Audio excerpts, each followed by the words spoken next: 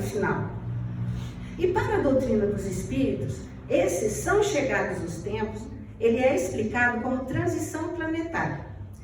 Que hoje eu não vou abordar a transição planetária, porque tem várias vertentes aí, né? Várias coisas a serem explicadas. Vou pegar só um ponto da transição planetária. Mas o que quer dizer, então, essa transição planetária para a doutrina dos espíritos? Como que ela é colocada? Primeiramente, porém, a gente precisa relembrar em poucas palavras que para a doutrina espírita, o ser humano, ele é dotado do quê? De livre-arbítrio, certo? Que isso leva à evolução através dos seus atos, tanto intelectualmente como moralmente. Isso depende dele usar o seu livre-arbítrio. E para tanto, é justamente através das encarnações que nós vamos desenvolvendo o quê? O nosso instinto, a nossa inteligência, a consciência, a intuição. E com isso, como nós somos criados simples e ignorantes, nós vamos eliminando as nossas imperfeições morais. E podemos perguntar, existe uma regra, um método para a gente chegar, para o indivíduo chegar a esse objetivo de evolução intelecto-moral? Tem uma regra? Sim. Deus, nosso Pai, nos criou simples e ignorantes com o objetivo de evoluirmos, como eu já disse. E a esse objetivo, Ele criou uma regra que está atrelada ao nosso livre-arbítrio, que podemos dizer ser básica, porém santa. Eu gosto de dizer isso. Uma regra básica e santa, porque nos iguala a todos, sem preferências ou distinções. E claro, né, gente, só poderia ter vindo dessa inteligência suprema que nos criou e nos rege, tá? Que nós chamamos do quê? Essa regra básica e que eu gosto de dizer santa. Que para cada um de nós, para cada ação nossa, existe uma reação. Perfeito. Pode ser eu, pode ser o Paulo, pode ser a Lourdinha, pode ser o Leonísio, pode ser a Rosângela. Eu fiz alguma coisa de bom ou ruim, existirá uma reação. Tá, se cometemos um erro, então teremos que corrigir. Se for um acerto, nós desfrutaremos do seu bem-estar. E é essa regrinha, então, que nos conduz pelas encarnações para que nós cheguemos à nossa plenitude espiritual. Vejam que eu não disse a nossa perfeição, pois perfeito somente Deus, Pai, mas há uma plenitude espiritual. Aí vocês vão falar assim, nossa, eu já estou cansado de ouvir tudo isso, né? Mas vamos lá. Agora, procurando entender a nossa estada nesse planeta, dentro dessa linha de raciocínio, que consta nos livros da codificação kardeciana, e lendo essa frase do Evangelho que consta em Hebreus, nunca te deixarei e nunca te abandonarei, eu gostaria assim, para aqueles assim, né, que a gente ainda fica meio simples, né, será, mas meu Deus, tudo isso, né? Então vamos lá, um minutinho para a gente pensar. Aliando esse amor de Deus que a gente sabe que reina e nós estamos mergulhados nele por tudo quanto que nos acontece. E essa maravilhosa descoberta de que estamos aqui para evoluir. E evoluir para Deus, para estarmos mais próximos do Pai, para encontrarmos um equilíbrio dentro de nós. Então, paremos um pouquinho e pensemos. Diante desse objetivo de evolução, que sabemos que em uma vida só é difícil de alcançar, porque Jesus disse, podereis fazer igual a mim ou muito mais, porém, diante desse grande amor do Pai que Jesus nos apresenta, esse amor que nós sentimos que Deus tem para conosco, cabe um julgamento final? Cabe um céu ou um inferno eterno? Ai, muito obrigada. Então, eu poderia perguntar para o Leonísio, que é um pai terreno: você condenaria um filho seu ao inferno? Não. Não preciso perguntar para quem tem filho aqui. Imagina Deus. Então, essa lei de evolução, nós precisamos pensar muito sobre ela e atrelar ao amor de Deus. E continuando, claro que para a gente falar desse mundo de transição, a gente tem também, e desse nunca te abandonarei e nunca te deixarei, a gente tem também que relembrar algumas lições do Evangelho. Por exemplo, a lição que nos fala de um povo atravessando um deserto, que fala de uma jornada, que lendo assim parece que não tem nada a ver conosco, que já aconteceu há tanto tempo. Mas, no fundo, pode ter certeza que diz respeito à nossa grande jornada humana, que é nada mais, nada menos do que a nossa descoberta interior. Também estamos cansados de ouvir isso, né?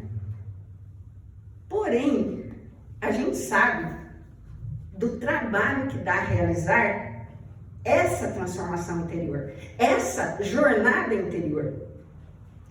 Principalmente, então vamos lá. O que fala essa jornada do povo hebreu? O povo hebreu que estava cativo, sujeito à escravidão do povo egípcio. E aí tem um ensinamento muito profundo nesse cativo, nesse sendo escravo dos egípcios, para nós aqui hoje. Pois sabemos que a maior libertação ela se dá quando a gente procura se libertar gradativamente do nosso orgulho, do nosso egoísmo. Eu posso estar, gente, aonde quer que seja, porque ali naquele momento eu preciso estar ali. Então, se eu for me despojando no meu orgulho, se eu for oferecendo o melhor de mim, é como Sócrates lá, né, no momento da cicuta. Aí eles vão me matar, eles vão, não vão. A mulher dele falou, vamos dar um jeito. Aí, não vai dar jeito nenhum. Eles não me prenderam, eu sou livre. Eu estou livre.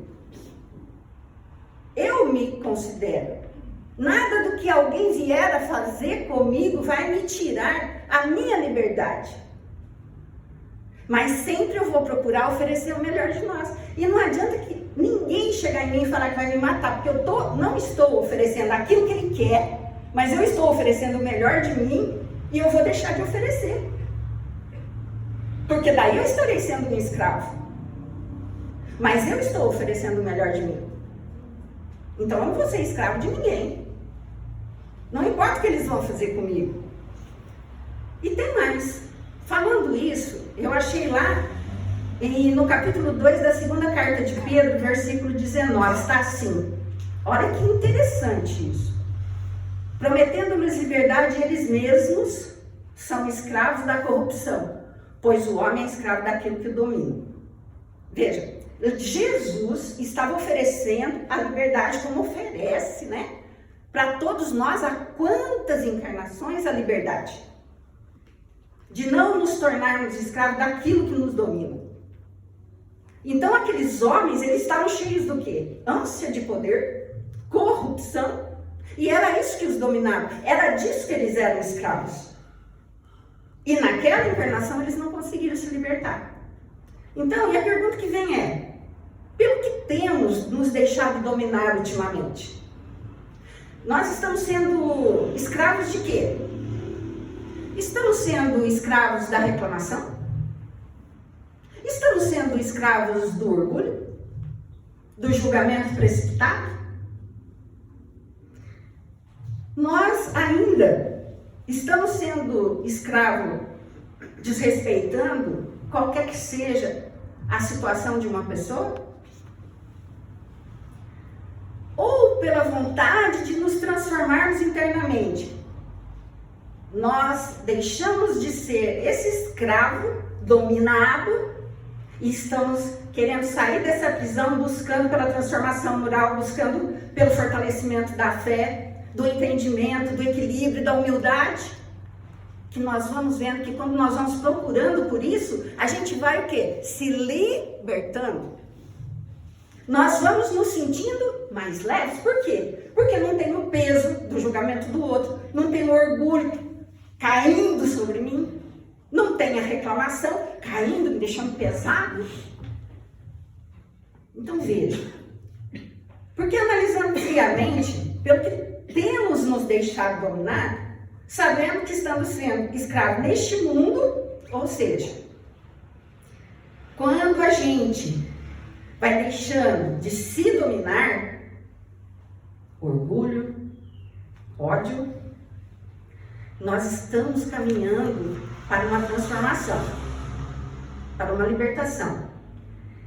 E muitas vezes, nós mesmos não nos apercebemos o que é que está nos dominando.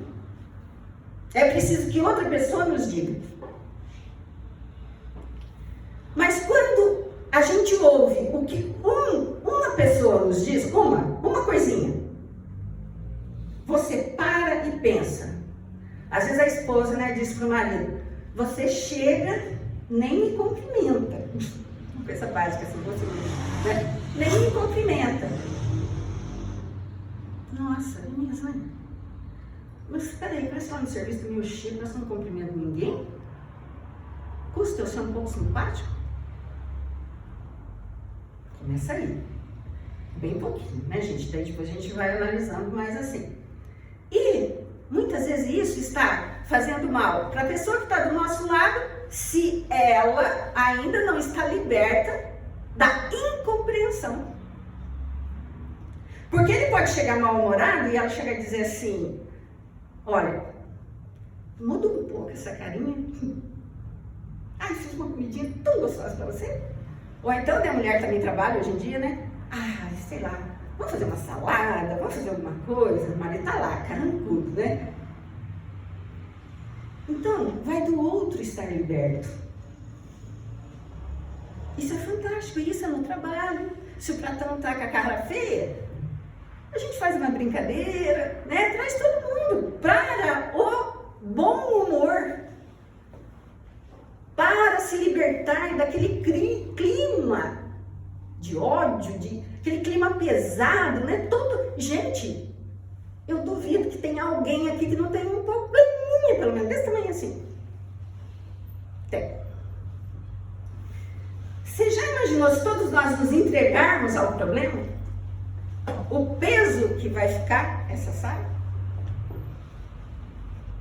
Mas nós estamos aqui tentando nos vencer, nós já estamos aqui.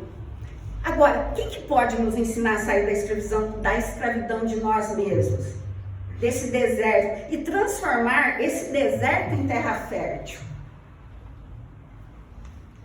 Sim, né? É o nosso grande guia e mestre Jesus, que através do seu evangelho, dos seus ensinamentos, nos ensina onde procurar água, e água viva, para regar o meu espírito e eu assim poder dar frutos bons, saborosos. E é o evangelho que vai me fazer eu escolher a semente certa, a forma certa de arar a terra, o tempo certo de plantio, o cuidado com as ervas daninhas que teimam em aparecer nesse terreno deserto que eu estou querendo transformar ele em solo fértil. E tudo isso para quê? Para atrapalhar a minha colheita. Por isso que é tão bom, assim, quando a gente vê, eu fico tão feliz quando eu vejo assim casais, né? A gente vem, os dois, escuta, os dois chegam em casa, ó, cuidado, hein? A terra tá fértil, tá deserta, como é que tá hoje? Vamos ver lá. Então um ajuda o outro, nós estamos aqui para isso. Um ajudar o outro. E é interessante que eu nunca esqueço uma vez que eu estava ouvindo uma palestra, primeiras palestras espíritas que eu ouvi, há muito tempo atrás, aí eu e a minha amiga, a gente estava sentada ouvindo, a minha amiga virou e falou assim, nossa, mas meu marido tinha que estar aqui escutando isso, gente. Daí eu falei, ai, pois é, né, o meu também. Aí a gente falou, ficou quietinho ali, né, lá atrás, bem quietinho, primeiras vezes que a gente tava indo lá, tal, daqui a pouco a mulher lá na frente falou assim, ó, e se alguém aqui pensou que é o marido que tinha que estar aqui, não, se você tá aqui é você que tinha que ouvir isso. ralou a nossa boca na hora, enfiamos a violinha no saco e fomos embora para casa. É aí mesmo que a gente tem que estar, tem que ouvir essas coisas, né? Então, portanto, para a gente falar, nunca te abandonarei, nunca te deixarei, a gente precisa analisar. Eu confio nisso? Eu confio nisso que Jesus disse? Nunca te abandonarei, nunca te deixarei. Eu já falei que a gente não morre, a gente está aqui para evoluir. Então, se esses são os nossos objetivos, Ele está diuturnamente conosco. Se o nosso terreno está deserto, vamos pedir forças para Ele. Ele vai me indicar semente. Mas eu preciso pedir com fé. A minha concunhada está aqui, faz 6 meses que nós estamos orando por uma situação e ela veio se resolver agora. E olha que aconteceu altos e baixos. Você perdeu a fé em 6 meses? Diante dos baixão que aconteceu? Não. E eu gosto muito assim, né? Eu tenho muitas amigas evangélicas, né? Então elas dizem assim, foi vitória. Foi vitória, Andréia. Eu falo, tá vendo? Foi vitória. Mas vitória na fé. Muita coisa aconteceu que ajudou a ela a crescer. Então vejam que no problema, aquela terra deserta se torna um terreno fértil de entendimento, de amor, de compreensão. E muda a nossa vida. Não mudou a sua vida? Mudou. Por onde começar? Com certeza não é com algumas leituras assim rápidas do Evangelho, gente. Mas é um processo de interiorização forte. E como a gente está falando em chegado os tempos, vejam bem, porque muitas vezes tem gente que tem a Bíblia decorada, né? Quem conhece a história de Paulo de Tarso vai saber o seguinte, ele tinha um conhecimento, porque naquela época eles decoravam a Torá. Eles tinham ela decorada. E ele não entendeu o que era a travessia no deserto. Pode isso? O conhecimento que ele tinha e ele não entendeu o que era atravessar no deserto, ele achava que simplesmente era uma terra deserta e você tinha que acampar e você tinha que ir lá buscar, procurar água. Lá no deserto, terra física. Mas não. Até o encontro dele com Cristo. E aí ele falou, nossa, né? Aí ele interiorizou a mensagem. Então veja, muitas vezes nós não queremos entrar nessa terra porque a gente quer ficar na nossa zona de conforto. E eu até anotei aqui uma parte do Paulo que é bem, que eu acho assim, desculpa, é bem bonita. Deixa eu ver onde que tá. Que é assim, Paulo, ele entra na terra ele está indo perseguir Gamaliel, para matar Gamaliel, e Cristo aparece para ele. E daí Cristo diz assim para ele, mas Saulo, por que me persegues? Quem és tu? Ele diz, eu sou o Cristo. Mas por que você me persegue? Por que você persegue a sua esposa, o seu patrão, o seu funcionário? Por que a gente sempre tem alguma coisa a reclamar de alguém? Por que você está me perseguindo na figura daqueles que me seguem? É uma pergunta que a gente precisa fazer para a gente também. Porque nós precisamos tirar essa velha criatura de nós. E veja, aquele amor, quando a gente se deixa, assim como o Paulo, se envolver por aquele amor, por que me persegues?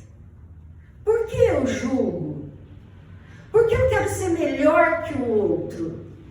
Porque muitas vezes eu sou corrupto, eu quero só para mim, eu não quero dividir?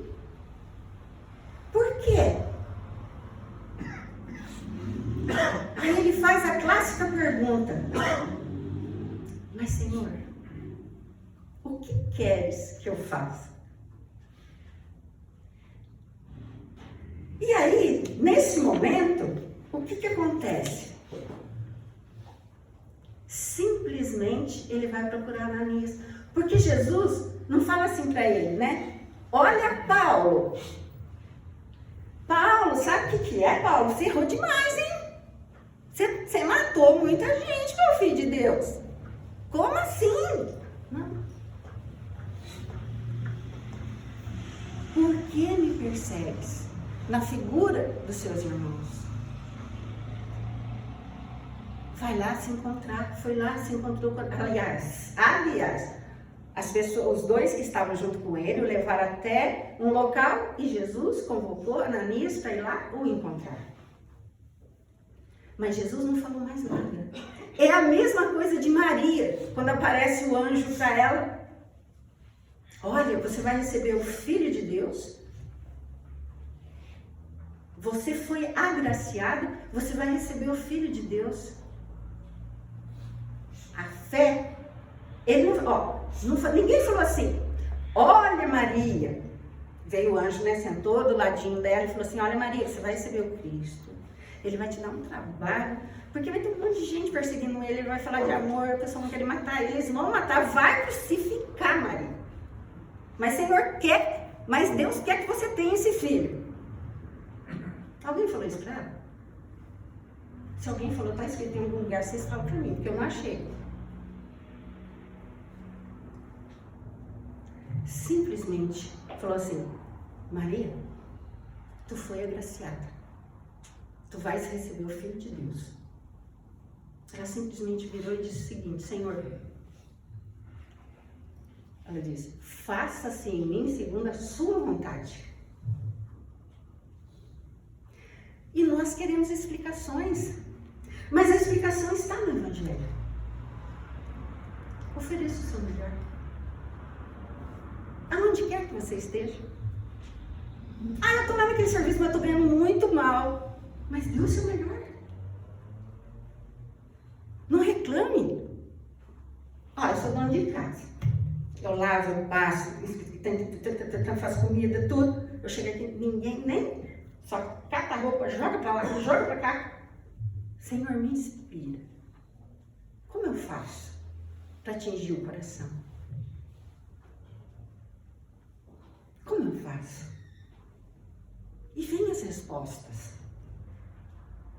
Então é preciso que verdadeiramente nós possamos transformar esse deserto dentro de nós.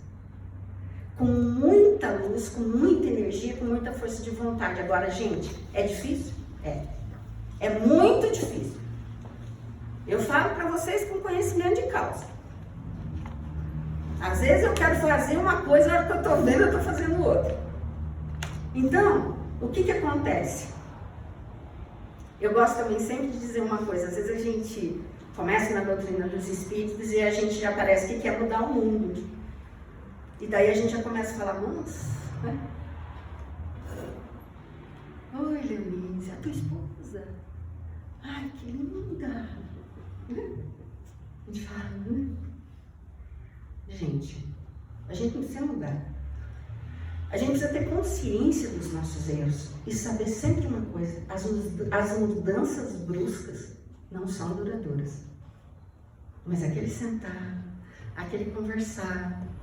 Às vezes, quando vem pensamento negativo na minha cabeça, eu procuro ouvir uma música de Deus. No meu celular, eu tenho uma foto do Cristo linda. Aí, às vezes, assim, me dá aquela tristeza, aquela coisa, que acontece alguma coisa assim, eu falo assim, não, mais que 2 dias você não vai ficar triste, pelo amor de Deus. Pego aquela figura, fico olhando. E eu sinto que eu vou me fortalecendo. E quando eu caio, eu sinto que a mão dele me levanta. Porque eu sei que ele nunca me deixará. Ele nunca me abandonará. E é através dessas dores que eu passo. E é através dessas coisas que eu supero. que eu vou me encontrando, eu vou me educando. E Deus não faz nada errado. Se Ele me deu tal coisa para eu passar, ou ainda, igual eu estava vindo conversando com a minha cunhada, muita coisa que a gente passa, a maioria é reação de alguma ação, senão dessa vida de outra. Mas muita coisa também vem para a gente aprender a lidar uns com os outros e conosco mesmo. Domar os nossos sentimentos, domar a nossa vida, tomar o rumo das minhas atitudes. E assim, nós podemos dizer que realmente a fé move montanhas. Move a montanha dos nossos desacordos, dos nossos erros, das nossas incompreensões, do nosso orgulho, das nossas vaidades, da nossa prepotência. Então, Saulo, por que me persegues? Jesus nunca vai nos condenar. Ele nunca condenou ninguém. Então, para fechar, eu quero dizer para vocês uma coisa. Que quando Jesus disse a Paulo, Saulo, Saulo, por que me persegues? E Jesus não o condenou. E Jesus disse a ele, por que me persegues na figura de teus irmãos? E ele diz, quem és tu? Eu sou Jesus. Então, o que fez Paulo transformar-se foi o amor que Jesus demonstrou para ele. E veja, é o amor que Jesus tem por cada um de nós. Jesus não fez uma pregação, porque mesmo não mostrou o evangelho para ele, porque ainda não existia, né? Mas foi o amor que transbordava do coração do Cristo que fez Paulo o quê? Se curvar.